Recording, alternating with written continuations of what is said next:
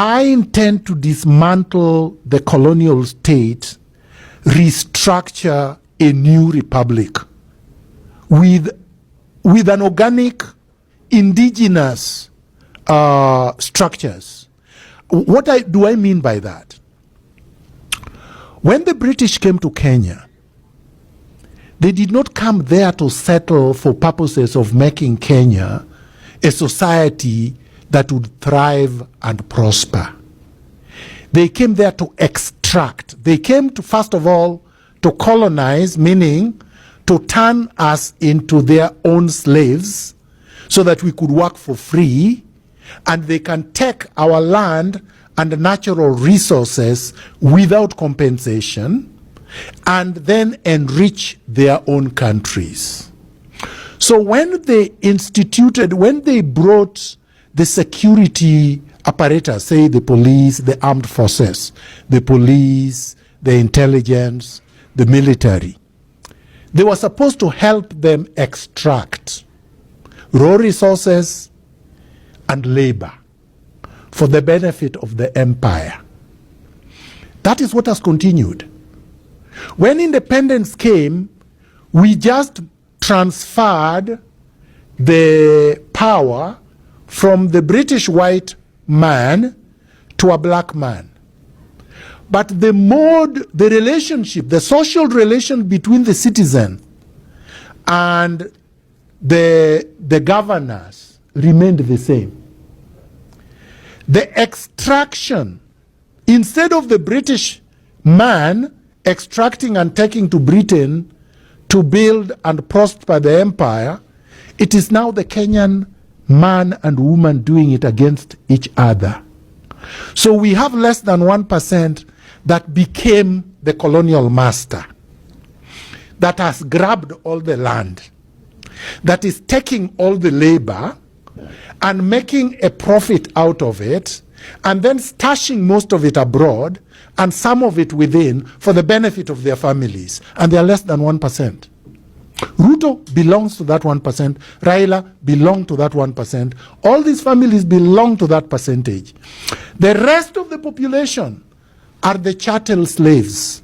You are all just supposed to be slaves. Whatever you do, you are serving the same master. That relationship must be dismantled. It is the same reason why when Kenyans are demonstrating, the policeman feels that protecting a shop is more important than shooting a citizen. So that life is less important, because to them, they are trained and institutionally they believe that the person with wealth and power is the owner of the country, not the citizen on the street. Okay? That has to change. That mentality must change. And it cannot change if you do not dismantle this thing. We never did.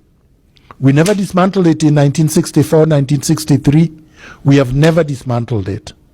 We talk about the Constitution. The Constitution does not enforce itself. You see, I get court orders.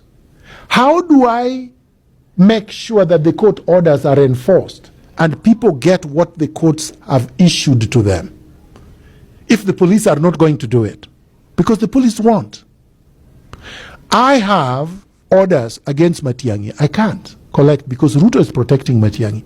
Why do you think Ruto protects Matiang'i? Because they belong to the same club. Ruto will be so happy if Matiang'i is president because they are the same, but we will continue complaining. If Matiang'i is president today, you will complain the same way you are complaining against Ruto. If any of these thugs, except for Maraga, if any of them took power, you will complain, and there will be no change. You see, at least Maraga is a good Christian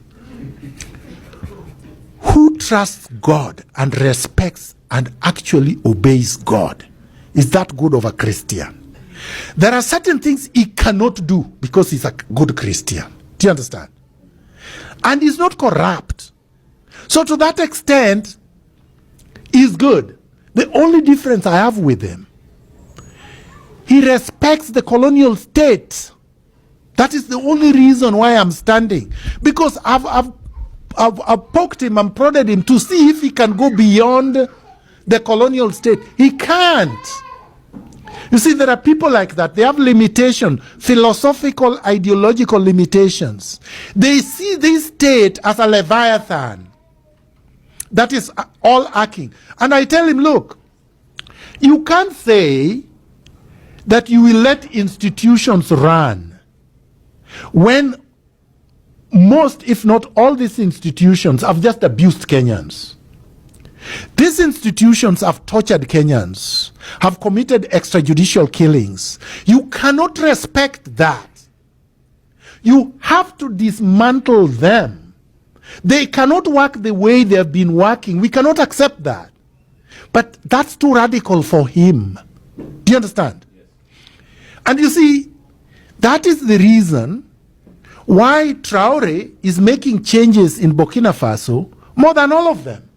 Because he's brave enough to confront the colonial edifice, the colonial state, and try to dismantle it for the benefit of the people. You have to do that. Otherwise, we will just be talking, and we are talking rubbish. These laws, some of the laws, need not be there in the statute books. The Chiefs Authority Act is still there in the Kenyan statute books. The same thing the British used to destroy Kenyans. Now, look, we still have chiefs. We still have so-called county commissioners, isn't it? Yet in the Constitution, the provincial administration was dismantled in the same Constitution. Maraga was Chief Justice for a very long time, and he never made a ruling on that. You see, another problem I have with him, he was Chief Justice for more than 5 years, isn't it? What did he do about corruption in the judiciary? Concretely? Anything, anybody? When was a judge, any judge, corrupt judge, handcuffed or fired? He was the chairman of the Judicial Service Commission. Couldn't they say that they weren't able to prove that any of the judges was corrupt? And you are saying you can't prove? If today I told you find corruption in this room, and I gave you these people for 30 days, and one of them is corrupt, and you come to me and you say you can't prove, isn't that incompetence? Because you should be able to prove. You have all the instruments of power. By the way, corruption is like a drunkard or a smoker. You know, if you put a smoker in this room, you know these people who are walking up and down, some of them are smokers. They can't sit for 45 minutes. So it's very easy to tell who is a smoker. They will sit there 45 minutes, they have to go and pump garbage into their lungs. Right? So, I don't need to have gone to medical school to detect a smoker in this room. Mm-hmm. And if I can't, I'm incompetent. Do you understand? Detecting corruption is the easiest thing any thinking being can do. Mm-hmm. Nowadays, we all have this, right? Everybody has a phone. And it's all a smartphone, isn't it? All of them have cameras. All right? All of them are connected through a server. If money comes into my phone, it's seen everywhere if we want to see it. And all you need to ask is, where did that money come from? What did you do? What services did you deliver? What goods did you deliver? Because really, why am I getting paid unless I won a lotto? In which case it will be publicly known also, right? I bought a lotto card, I chose numbers, or it was a quick pick, I went and it was a winner. And I go to collect it. Everybody knows. Is there anything, any money you can receive on your phone without anybody knowing?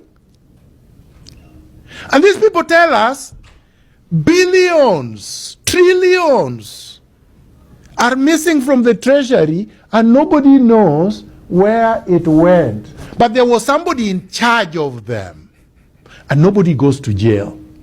So you see, when they tell you these things are complex, they are so easy Even somebody who did not finish high school can do this. So if you were in power then and